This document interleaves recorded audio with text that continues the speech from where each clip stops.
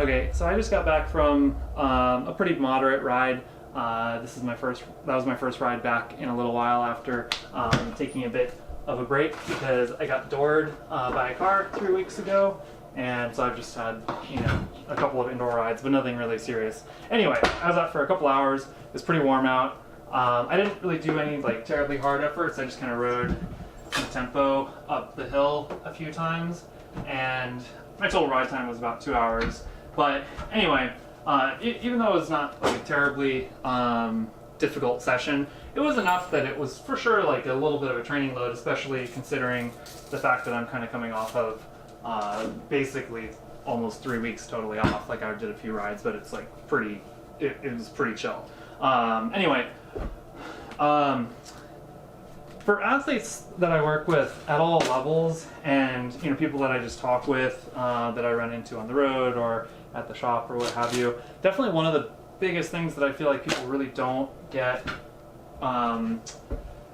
as well as they could or should is just how much it is important to take in a good number of calories, a lot of fluids, electrolytes, and protein after any moderate to hard training session. I've talked to people who go out for a 3-hour ride or 4-hour ride. They do some hard intervals, or even just a 2-hour ride with intervals, or a 4 or 5 hour long ride that's not very intense, but it's just very steady for a long time. And it's depending on the size of the athlete and how hard the workout was, they might be burning anywhere from 1,500 to 4,000 kilojoules they might be doing that much work on the bike, which would equate to burning that many calories, because the exchange ratio works that way. Anyway, and doing a 2-hour interval workout, maybe half of it is pretty easy and only half of it is pretty intense. But the stress that you could create in a 2-hour interval workout or a 3 or 4 hour kind of medium endurance ride with some intensity in it is pretty substantial. And if you do burn 3,000 calories on a 3 or 4 hour ride because you're pretty fit, and you're a medium-sized athlete like myself, you really could benefit from getting 600, 800, even 1,000 calories within the first hour after you get back from your ride. And I think a lot of people really miss out on that because they just come in, they come home and they have a small snack with 200 or 300 calories. They have maybe just a protein bar and a bottle of mix, and it's 300 calories with 15 grams of protein or less. And that's way better than not doing that. But if you look at the number of kilojoules of work that you've done, you could have if it was a hard workout, you could have a third to a half of that right after your ride with plenty of fluid, with 20, even 25 grams of protein, and you'll benefit from it because your body is most receptive to those calories.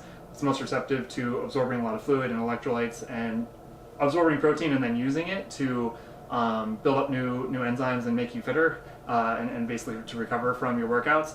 Whereas if you don't have a lot available to your body when it's most stressed right after your training session, if you have the same amount of calories 3 hours or 5 hours later and you just had a small snack right away, you'll be missing out on a lot of potential recovery that you could be having.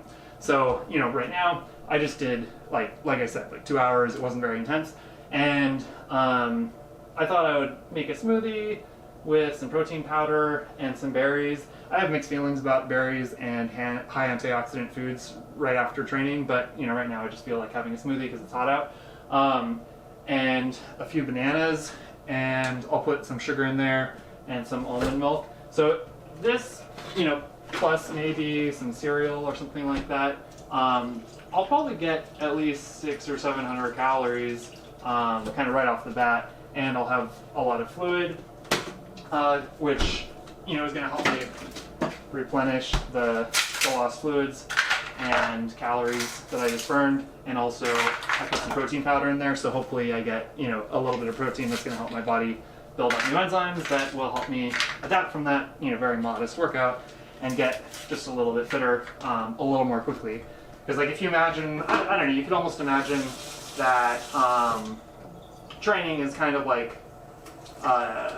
saving for retirement or something like that. And if you can get just 2% better recovery after all your rides, you're going to get that much fitter over time. It's like compounding interest. Like if you just have like 1 or 2% better gains for all of your workouts, like over the course of a year or 2 years, or your whole lifetime as an athlete, like that can make a big difference. I mean, that's what makes some people world-class athletes and other people, just like fit weekend warriors or whatever you'd want to call it. So anyway, never underestimate the amount of value there is in good recovery.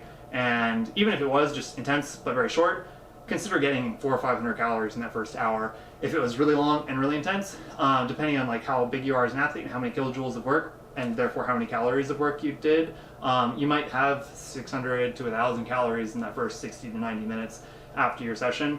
And probably 20 to 25 grams of protein is very useful. Most of the rest of the calories should come from carbs, and some fats are good, but having some post-ride or post-workout recovery meal that's very high in fat or very high in fiber is just going to slow down digestion, and it will slow gastric emptying and how quickly you absorb the water, the carbohydrates, and the protein that you really ideally will absorb quickly and be able to deliver quickly to your muscles that are most receptive to those nutrients at that time.